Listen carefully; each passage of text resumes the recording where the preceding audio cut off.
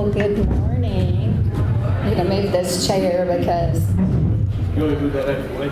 I'm good. That's fine. That's fine. So my testimony is a little bit different than some of the ones that you've heard. I call it a current testimony, and I am talking to you today about miracles from Mexico to Afghanistan. Does that intrigue you? Like, what in the world is she up to now? Well, God called me to start teaching online English. Now, the first miracle is I do not have any experience in academic teaching. Like, I've never been a school teacher. I did do some teaching in the workplace, process, procedures, that kind of stuff.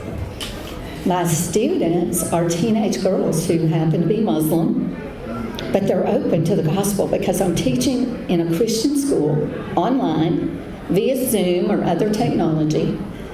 And these girls are 9th graders and 10th graders. And I'm teaching things like how to write essays so they can possibly study abroad someday and pass a TOEFL, which is like an SAT if you're going international. So guess what? We have already had several girls accept Jesus. So my role really, yes, I'm teaching them English, but you know what I'm really teaching them? I'm really teaching them what it means to be a Jesus follower. That's what I'm really teaching them. And I'm now their mentor. Well, 4 of them, y'all, they burn up the WhatsApp. They are WhatsApping me all the time, so I keep my sound off. But God is using me to become friends with them, to become a mentor to them. We talk about all kinds of stuff.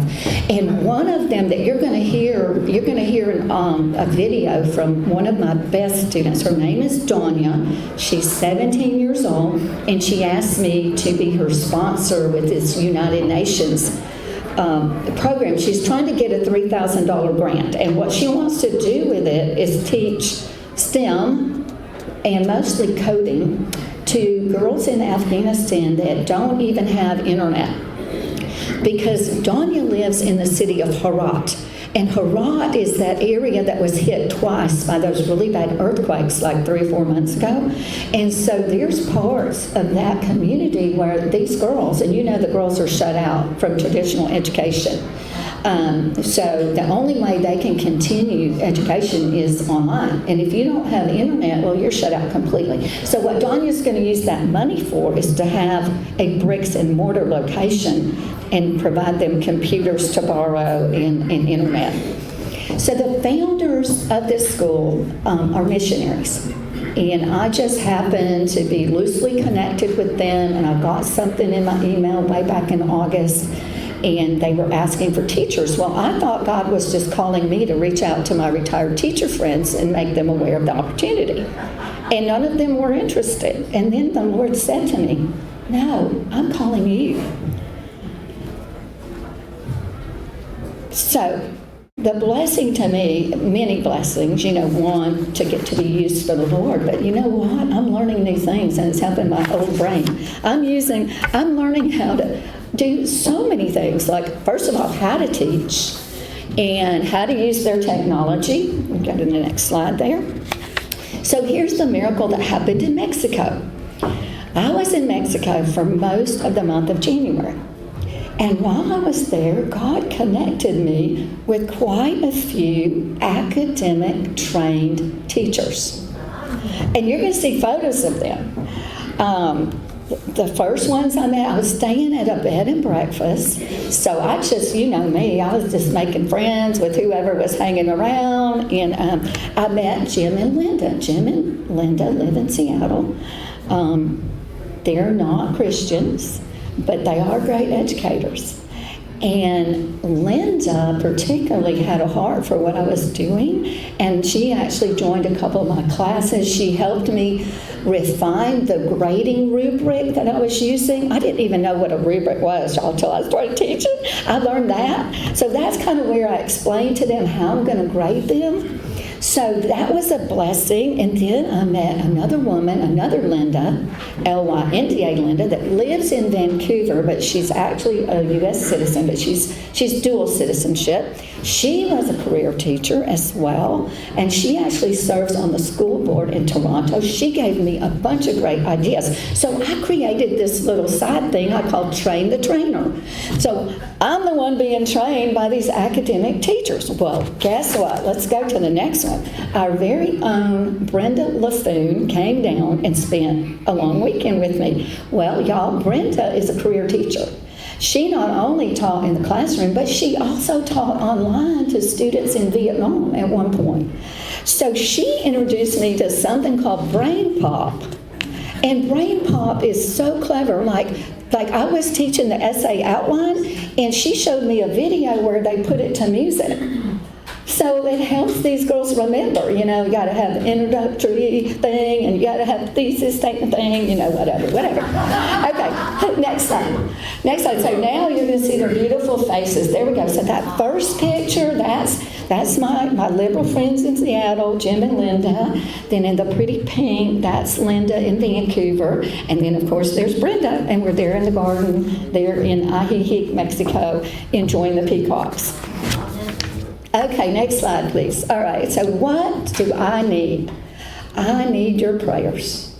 I need your prayers so I can expand my Train the Trainer little network, first of all. My school is called Big Dream Academy, and you can find their website. It's www.bigdreamacademy.org. And we need more teachers, more English and math teachers. So if the Lord should stir your heart, we would love to have you join us. We can make a difference, y'all. We really can. Okay, so here's Danya talking about her little project. I'm her sponsor. All I have to do as her sponsor is just make sure if she gets that money that she spends it wisely. So let's see what Danya has to say. The past 2 years, girls could not attend school due to political restrictions in Afghanistan.